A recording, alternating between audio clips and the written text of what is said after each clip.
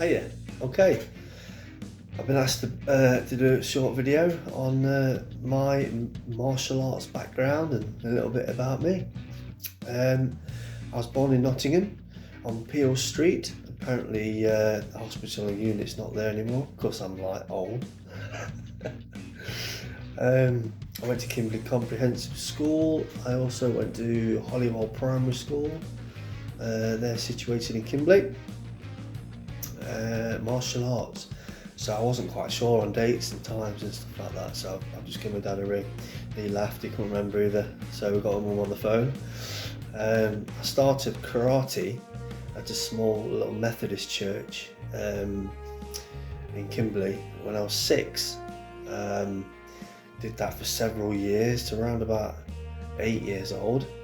Apparently, I can't remember much. I can remember bits and bobs of misery. Wasn't all that bad.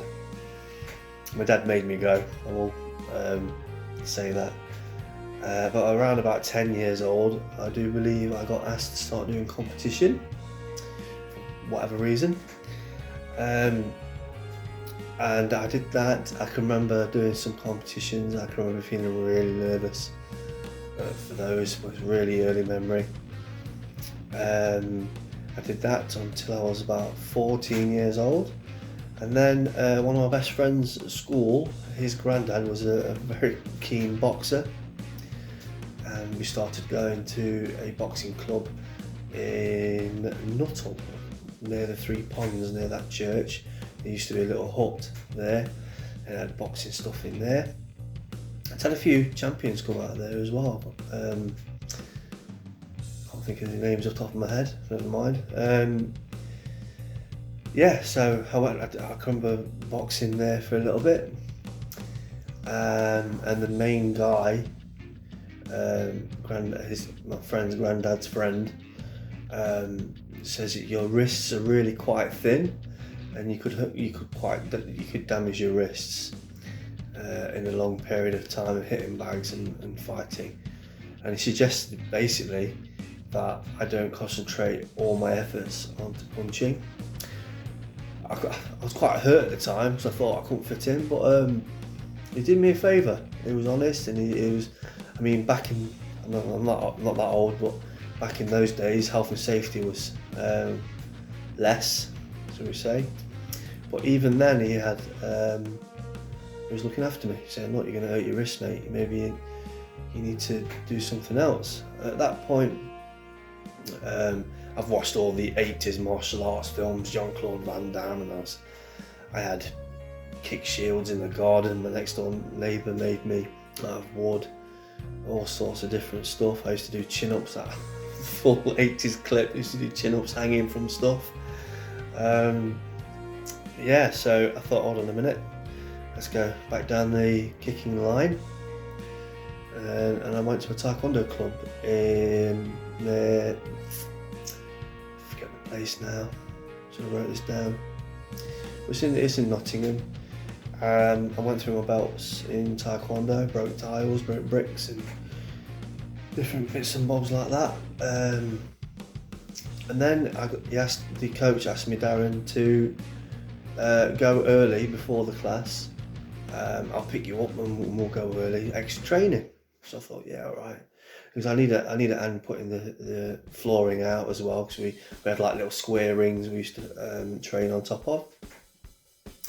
He says, yeah, jump in the van, mate, and we'll get some extra training there. I wasn't aware what that extra training was, to be honest with you. It was basically a sparring session with no other students there, only high grades. And people who was up for it, to be fair, I've got to be honest with you. And it got quite hectic. Very limited shots held. Anyway, so, and then he says, right, why don't you do a bit of competition? So, okay, I'll do a bit of that. Just basically with no warning. We just trained, and he says, right, you're on this bus at this time in the morning and you're going to go to Birmingham. Okay, got there, signed in, completely clueless on what to do. He passed me a belt, I got a number on my back. I look for your number, you look for your ring, and you fight whoever who's got the same number as you. I won a couple, that put me in a different league. Lost a couple, and then I won another one. This is over a long period of time. I won enough to get me to European Championships, basically just to get me there. And I went there and I got to this quarterfinals or semi-finals, something like that. And the guy who was fighting above my level got really hurt and had to bow out. He was in this little ambulance outside this place, and that knocked me up into a league I wasn't ready for, to be fair. And I ended up fighting like British champion and European contenders and stuff like that, and that was very nerve-wracking.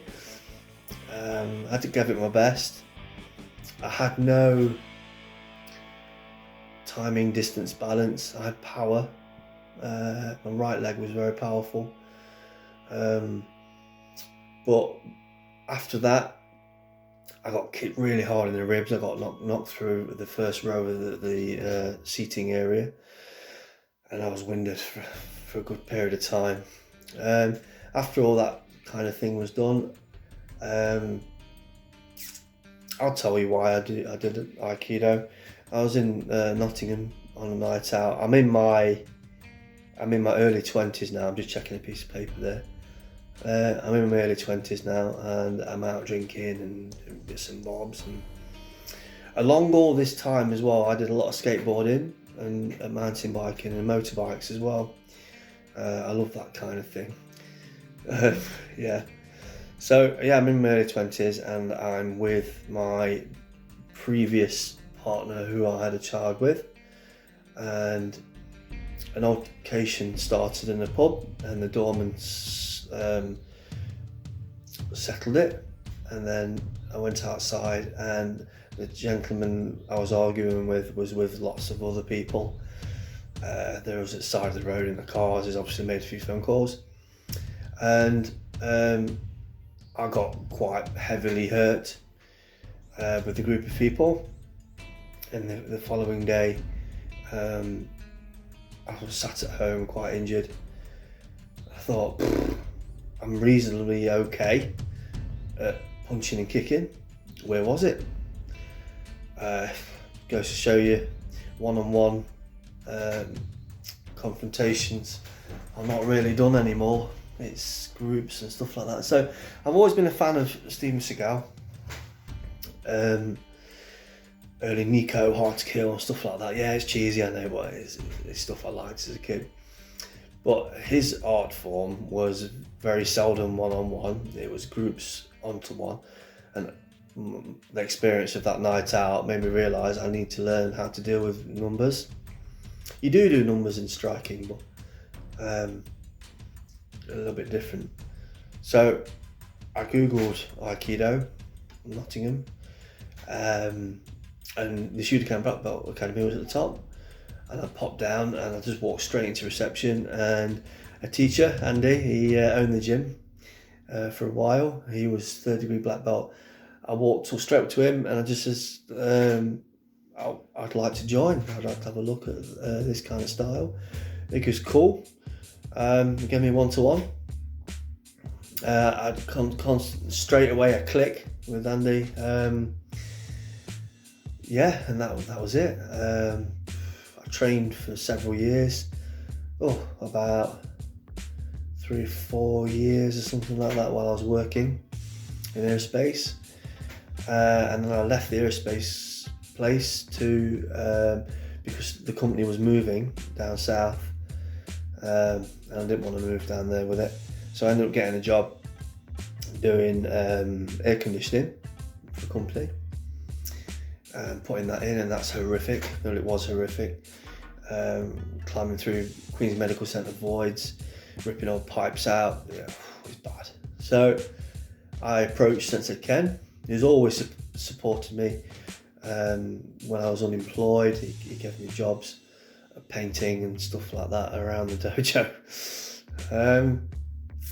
I says, look, how can I do this for a living? Because it's something I'm really interested in. I said, you're going to need a black belt first, and then I can use you. So I got my Shodan, and then approached him again. Luckily at that point, Sensei Med was leaving down south to go back home again, so he's from. Mr. Surfing probably. And I've been there ever since. I think I've been teaching about 5 or 6 years, and that's it. It's been every day's a challenge, but it's a really cool job to have. I've got like a family feeling at the dojo. Awesome. That's a very loose story about me, who's nearly 40. Take it easy.